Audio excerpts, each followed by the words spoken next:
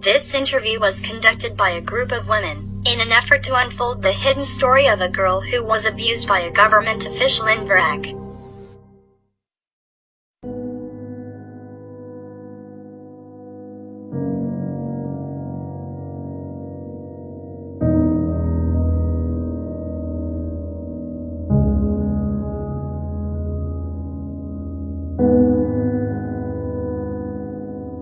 Hindi ko na po kaya.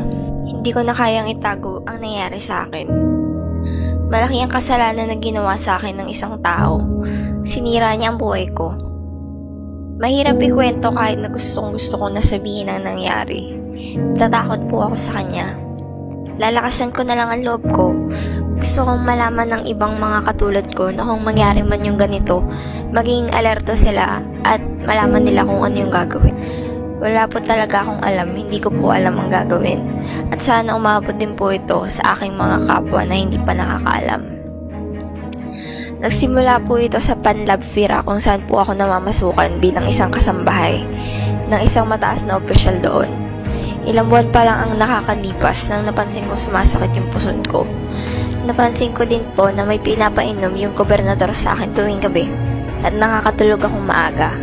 Isang gabi, hindi ko na po nainom yung binibigay ni gobernador sa akin. Nakita niya na hindi ko po iniinom, kaya pinilit niyang ipainom sa akin.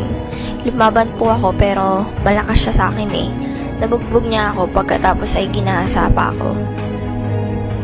Nagbabala po siya na kung may makakaalam daw po sa pangyayari, ipapapatay niya ang buong pamilya ko kasama ko.